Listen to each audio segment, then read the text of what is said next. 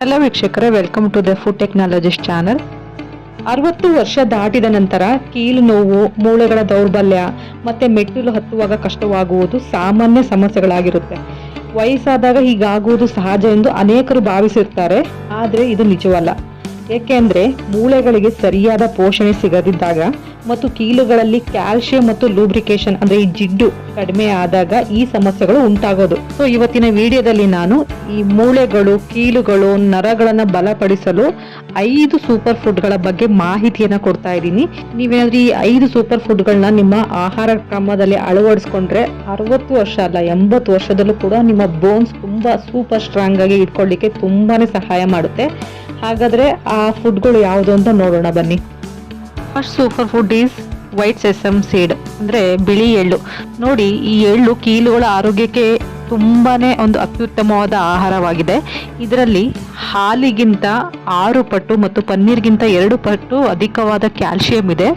ಅದರ ಜೊತೆಗೇನೆ ಮೆಗ್ನೀಷಿಯಂ ಮತ್ತೆ ಜಿಂಕ್ ಕೂಡ ಇದರಲ್ಲಿ ಅಧಿಕವಾಗಿದೆ. ಸೊ ಇದರಿಂದ ಇದು ಮೂಳೆಗಳ ಸಾಂದ್ರತೆಯನ್ನು ಅಂದ್ರೆ ಬೋನ್ ಡೆನ್ಸಿಟಿನ ಹೆಚ್ಚಿಸುತ್ತದೆ ಮತ್ತು ಕೀಲುಗಳಲ್ಲಿ ಜಿಡ್ಡಿನ ಅಂಶ ಈ ಲೂಬ್ರಿಕೇಶನ್ ವೃದ್ಧಿಪಡಿಸಿ ಬಿಗಿತವನ್ನು ಕೂಡ ಇದು ಕಡಿಮೆ ಮಾಡುತ್ತೆ.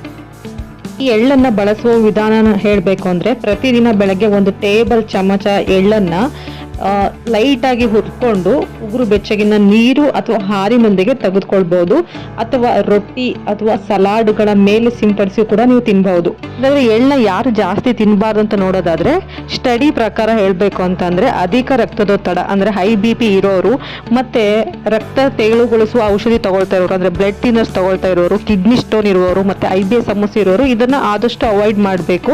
ಎರಡನೇ ಸೂಪರ್ ಫುಡ್ ಮಕಾನ. ಇದನ್ನ ಇಂಗ್ಲಿಷಲ್ಲಿ ಫಾಕ್ಸ್ ನಟ್ಸ್ ಅಥವಾ ಲೋಟಸ್ ಸೀಡ್ಸ್ ಅಂತಾನು ಕರೀತಾರೆ. ನೋಡಿ, ಮಕಾನವನ್ನ ಕೇವಲ ಉಪವಾಸದ ಸಮಯದ ಆಹಾರವೆಂದು ಯಾರು ಕೂಡ ಭಾವಿಸಬಾರ್ದು. ಏಕೆಂದ್ರೆ ಇದರಲ್ಲಿ ಕ್ಯಾಲ್ಸಿಯಂ, ಫಾಸ್ಫರಸ್, ಪ್ರೋಟೀನ್ ಮತ್ತೆ ನೈಸರ್ಗಿಕ ಕೊಲಾಜಿನ್ ಕಾಂಪೌಂಡ್ಸ್ ಕೂಡ ಇದರಲ್ಲಿ ಸಮೃದ್ಧವಾಗಿವೆ. ಸೊ ಇದರಿಂದ ಇದು ಕೀಲುಗಳ ನೋವು ಮತ್ತೆ ಉರಿಯೂತ ಅಂದ್ರೆ ಇನ್ಫ್ಲಾಮೇಷನ್ನ ಕಡಿಮೆ ಮಾಡುತ್ತದೆ. ಸೊ ಬಳಸುವ ವಿಧಾನ ಹೇಳಬೇಕು ಅಂದ್ರೆ, ನೋಡಿ, ಇದನ್ನ ರಾತ್ರಿ ಮಲಗುವ 1 ಗಂಟೆ ಮುನ್ನ 1 ಲೋಟ ಹಾಲಿಗೆ 1 ಹಿಡಿ ಹುರಿದ ಮಕಾನ ಹಾಕಿ ಸೇವಿಸಿ, ಅಥವಾ ಸಂಜೆ ಸ್ವಲ್ಪ ತುಪ್ಪದಲ್ಲಿ ಹುರಿದು ಕಾಳು ಮೆಣಸಿನ ಪುಡಿ ಮತ್ತೆ ಉಪ್ಪು ಸೇರಿಸಿ ಸ್ನ್ಯಾಕ್ಸ್ ಆಗಿ ಕೂಡ ನೀವು ತಿನ್ಬೋದು. ಇದರಿಂದ ನಿಮ್ಮ ಬಾಯಿಗೆ ರುಚಿ ಮಾತ್ರ ಸಿಗೋದಿಲ್ಲ, ನಿಮ್ಮ ಮೂಳೆಗಳಿಗೆ ಬಲವು ಕೂಡ ಇದರಿಂದ ಸಿಗುತ್ತೆ.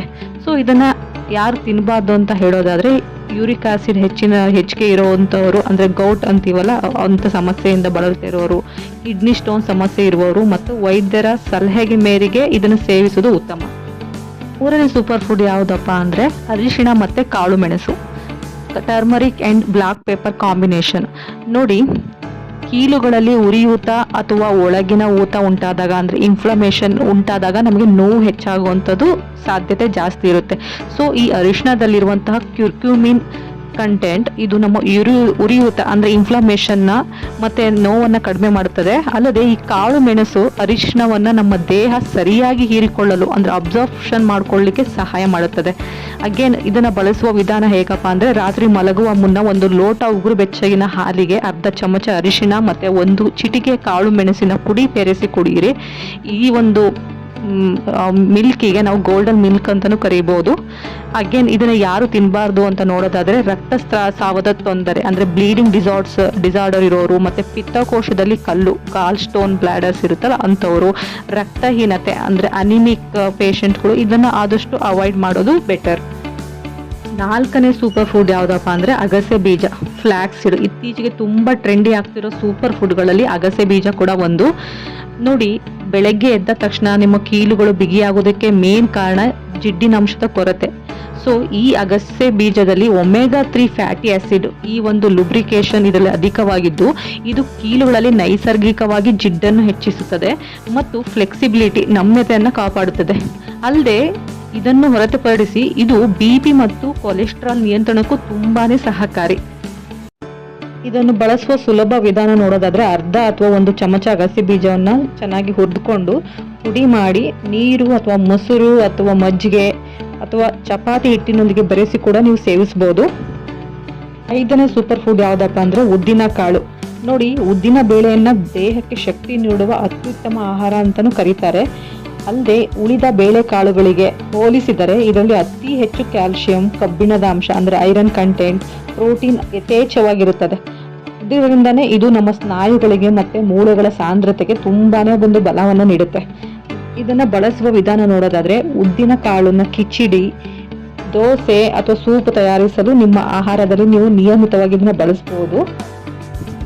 ಎಲ್ಲ ಸೂಪರ್ ಫುಡ್ನ ನೀವು ಡಯಟ್ ರೂಟೀನ್ ಪ್ಲಾನ್ ಹೇಗೆ ಮಾಡ್ಬೋದು ಅಂದರೆ ಬೆಳಗ್ಗೆ 1 ಚಮಚ ಬಿಳಿ ಎಳ್ಳು ಹುರಿದಿದ್ದು ತೊಗೊಬೋದು, ಅಥವಾ ಮಧ್ಯಾಹ್ನ ವಾರದಲ್ಲಿ 3 ರಿಂದ 4 ಬಾರಿ ಉದ್ದಿನ ಬೇಳೆಯ ಆಹಾರ ಸೇವಿಸ್ಬೋದು. ಸಂಜೆ ಟೈಮಲ್ಲಿ 1 ಚಮಚ ಅಗಸೆ ಬೀಜ ಪುಡಿ, ಅಥವಾ ರಾತ್ರಿ 1 ಲೋಟ ಅರಿಶಿನ ಮತ್ತು ಕಾಳು ಮೆಣಸು ಮಿಶ್ರಿತ ಹಾಲು. ಸ್ನ್ಯಾಕ್ಸ್ ವಾರದಲ್ಲಿ 3 ರಿಂದ 4 ಬಾರಿ ಮಕ್ಕನ ಸೇವನೆ ಮಾಡ್ಬೋದು. ಪ್ಲೀಸ್ ನೋಟ್, ಎಲ್ಲವನ್ನು ಒಟ್ಟಿಗೆ ಪ್ರಾರಂಭಿಸುವ ಅಗತ್ಯವಿಲ್ಲ. ನೀವು ನಿಮ್ಮ ಅನುಕೂಲಕ್ಕೆ ತಕ್ಕಂತೆ ಒಂದೊಂದಾಗಿ ನಿಮ್ಮ ಒಂದು ಆಹಾರ ಕ್ರಮದಲ್ಲಿ ಅಳವಡಿಸ್ಕೊಡೋದ್ರಿಂದ ನಿಮ್ಮ ಬೋನ್ಸ್ನ ಯಾವಾಗಲೂ ನೀವು ಸ್ಟ್ರಾಂಗ್ ಆಗಿ ಇಟ್ಕೊಬೋದು. ಈವನ್ 80ರ ವಯಸ್ಸಿನಲ್ಲೂ ಕೂಡ ನೀವು ಆರಾಮಾಗಿ ವಾಕ್ ಮಾಡ್ಬೋದು. ನಿಮಗೆ ಯಾವುದೇ ಒಂದು ಈ ರೀತಿ ಕಾಲು ನೋವಿನ ಸಮಸ್ಯೆ ಆಗಿರ್ಬೋದು, ಸಂಧಿ ನೋವಿನ ಸಮಸ್ಯೆ, ಎಲ್ಲದರಿಂದ ನೀವು ಪರಿಹಾರವನ್ನು ತಗೊಳ್ಬೋದು ಅಂತ ಹೇಳ್ತಾ ಈ ವಿಡಿಯೋನ ಇಲ್ಲಿಗೆ ಎಂಡ್ ಮಾಡ್ತಿದ್ದೀನಿ. ಈ ವಿಡಿಯೋ ನಿಮ್ಗೆ ಏನಾದರೂ ಇಷ್ಟ ಆದರೆ ನಿಮ್ಮ ಫ್ಯಾಮಿಲಿ ಫ್ರೆಂಡ್ಸ್ ಜೊತೆ ಶೇರ್ ಮಾಡಿ. ಹಾಗೆ ನನ್ನ ವಿಡಿಯೋ ಫಸ್ಟ್ ಟೈಮ್ ನೋಡ್ತಾ ಇದ್ದರೆ ನನ್ನ ಚಾನಲ್ನ ಸಬ್ಸ್ಕ್ರೈಬ್ ಮಾಡಿ. Thank you so much.